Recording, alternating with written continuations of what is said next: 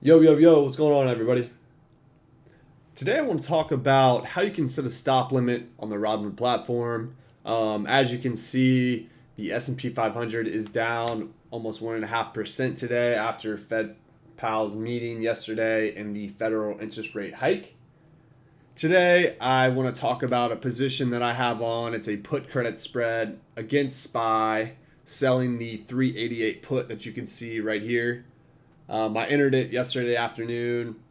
Just kind of, it was significantly out of the money, but it is starting to get a little bit closer. So I just kind of want to talk about managing the position. You can see here in the top right, the position I opened was I sold the 388 short and I bought the 365 for protection. It was a $19 credit for a $2,300 risk. Pretty low profit for the amount of risk that we're taking on there. But pretty far out of the money at the time. Just looking at managing it right now. And then the bottom one was a $10 credit for a $1,000 risk. I sold the 386 and I bought the 376 for a $10 credit. You can see the screenshots up there. But yeah, we're looking at managing the position. I sold. I put on a stop loss position. Let me see if I can show you guys that here. Scrolling down a little bit, you can see I placed it just on the 388 put. I said I want to, if it hits 38, I want to do a stop loss order of 40, just kind of limiting that risk. If it goes up another 20 cents, we could see that's the position. I don't believe you can do it on the spread itself. I think you have to do it on individual options within Robinhood. So do keep that in mind. But yeah, so essentially, I'm just going to continue to watch this position. If it continues to go against me, I have a stop loss in place for that one. This is the one that's risky for me. Like I sold the 388 put, so that's kind of like my riskier of the two positions. The 365 is just like insurance essentially. So I don't, in this account I don't have $38,000 to put up to sell a regular cash secured put. So that's why I bought this 365 put just for collateral purposes and protection. Theoretically, if SPY goes to zero, I'm limiting my loss potential right there at the 365, which in this case is $2,300 because that's the difference between these two strikes here. But yeah, I'm just gonna stick around here for a little bit. I collected $19 for this put theoretically or essentially. So I have a stop limit out at 40 or whatever it was, 38 with a limit of 40. So if it does, obviously continue to go against me, then I'm going to get out of the position. I'm going to look to try to take profit around $10. Maybe collect, half of this credit. I was hoping to collect all of it, but I wasn't expecting the market to sell off like it did this morning. So my profit goals are definitely going to be less. Looks like it's still ripping to the downside. This SPY is down $6. I think there's some other data coming out today too, so that's probably not helping. I don't know if it's jobless reports or something like that. So there's probably some more bad news coming out there.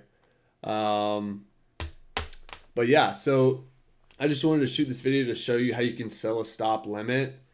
In order to do that, let me go ahead and I'll cancel it and I'll reopen it so I can show you guys. So in this window, just cancel this, cancel and replace order. And then you go to your short strike. So in this instance,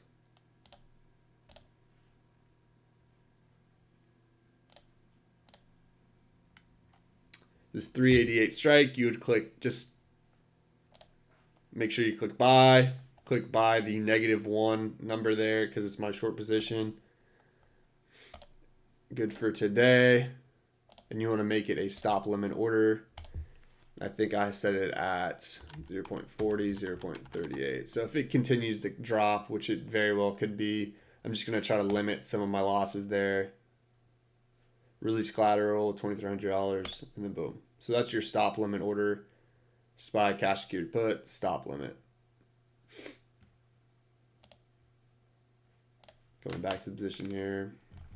Sometimes Robinhood takes it a minute for it to load, but yeah, so that's it. So essentially I have, like I talked about, a stop limit order. If it hits 38, if this hits 38, it's immediately going to set a limit order for 40 cents. So hopefully that gets filled. Obviously sometimes you got to be careful. Like if it blows past it really quickly, sometimes this order might not get filled. So it's something I'll have to manage here when I'm watching it. But yeah, that's it for this video. Just talking about, managing some of my positions here. It's important to know how to get in and out of positions. Your pullout game has to be really strong when you're trading options, just to, limit your risk. And, if a trade goes against you, which it looks like this one is, to know how to get out and not suffer that max loss. It's definitely a mindset and something that I'm trying to implement more and more. It can be challenging, trading can be very hard mentally, and no one wants to be wrong when they're trading, right? And sometimes getting good at losing early is better. Cutting your losses quickly. Sometimes you're just going to pick the wrong direction. The stock market is very volatile, and sometimes it doesn't make sense, right? Earnings might look good. The stock you think would go up goes down, and vice versa. So sometimes you just have to adapt to the market. Don't get mentally, emotionally attached to it. Like, listen, I'm down. Like, if I wanted to, I'm down $3 right now in my position. Big deal. It's a lot better than being down my max risk, right, of 2,000 or whatever this size of this position is on. So just keep that in mind. The longer you can stay in the game, the better. Obviously, wanting to get rich this week or this month can be good for certain situations, but ultimately sometimes it might just be better to stay in the game longer. Limit your risk, because my philosophy is the longer that you can stay in the market, the more opportunities that you're going to get, and the more chances of being successful that are out there. Obviously, if you put it all on this one date in December that you think SPY is going to go up and it doesn't, you put all your money on one hand, on one opportunity, then you're risking a lot. Try to see how long you can stay in the market. Take small positions, develop a consistent trading strategy, remove your emotions, get good at cutting your losses, get good at losing. A lot of people don't like to lose, right? This whole mindset, which is fine, but you're going to have winners, you're going to have losers. My philosophy is I'm trying to limit my losers and let my winners run. Have bigger winners and have smaller losers. Like, if I lose, that's fine, man. It's part of the game. You're going to lose some, you're going to win some, but just managing your risk, staying in the game longer. Ultimately, I think, the longer you have in the market, is going to be more successful than trying to time the market perfectly. There's so many different factors that go into the stock market, which makes a stock go up and down, which makes the index go up and down. News is coming out every day. Every few weeks, there's, Fed meetings. So there's just so many different things that if you can navigate around the volatility, just take on the right amount of risk, and don't put all your chips on one trade or one position. Obviously, if you have a lot of conviction, then it's your money.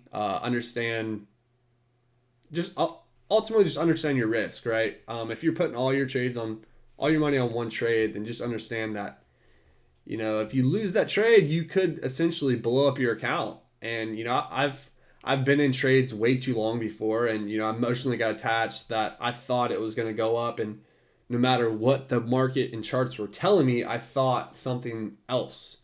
And it's something that you have to get better at. You have to understand that the market doesn't care about your feelings, right?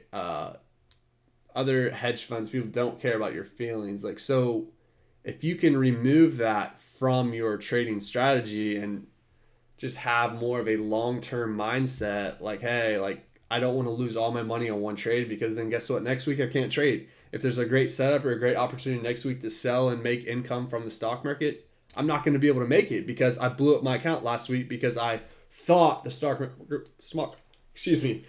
market was going to go up, and I put way too much size on one trade.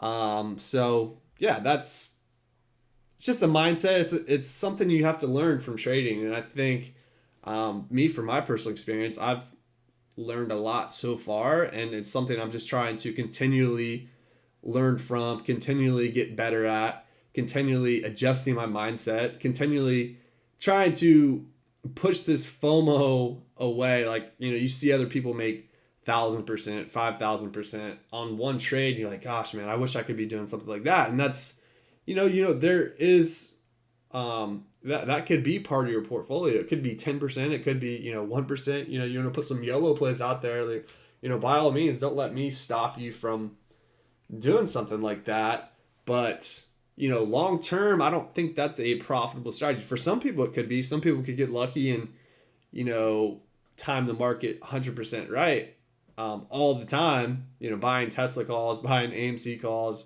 whatever it might be. So, if that's your strategy, go ahead. I mean, it's your money. Like, I don't want to tell you what to do with your money and how much risk to take. I'm just talking about, overall, like my personal experience and things I'm trying to get better at, not emotionally getting attached, not taking on too much size, the longer duration contracts, I feel like, because if the stock moves against you, you have more time to roll, you have more time to manage it. This example was a 1 DTE, so not a whole lot of time to roll it out or to allow it to move back in my favor. It looks like the stock market's, definitely going down on the news that's out. But yeah, I mean, ultimately, I hope I'm rambling on a little bit at this point, but, manage your positions is very important when trading.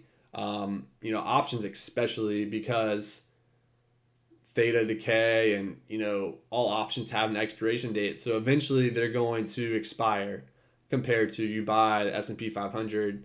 If you have a long enough time horizon, you have the opportunity for it to recover. But yeah, just some things to consider. I'm not a financial advisor. This just is my personal experience. Do your own research. The last thing I want to see is someone blow up their account because they don't understand how option theta decay works or anything like that. If you're a complete beginner, I recommend paper trading. There's multiple platforms that allow that. Or, just start trading small, understand how to get in and out of positions, understand your risk, understand, what happens when an option expires. Hopefully it's not in the money, because your broker hopefully gets you out of that position before then. But there's just a lot of things. Understanding your risk and understanding what can happen in certain situations is important. But yeah, ultimately the purpose of this video, I was just trying to set up a video and show you guys how to set a stop limit. In this particular instance, I put a stop limit on my 388 put. But yeah, guys, that's it for this video. I wish Robinhood would allow more advanced types order, like a take profit or a stop loss type of order. TD Ameritrade and many other brokers have this. I think Robinhood is definitely behind the game in that aspect. I mean, I don't know why they haven't implemented something like that yet. Because right now all you can do is limit orders for options, stop limit orders, and then when you're purchasing stock, you could either purchase it via a market order or a limit order. But yeah, that's just something, I guess we just gotta wait for Robinhood to catch up or implement something like that. But yeah. All right, guys, that's it for this video. I hope you got some type of value from it. And feel free to like and subscribe down below. We're getting close to that 1,000 subscriber mark. That's been a big goal of ours. So yeah, if you're not subscribed yet, please help us out and like down below. Thanks for watching.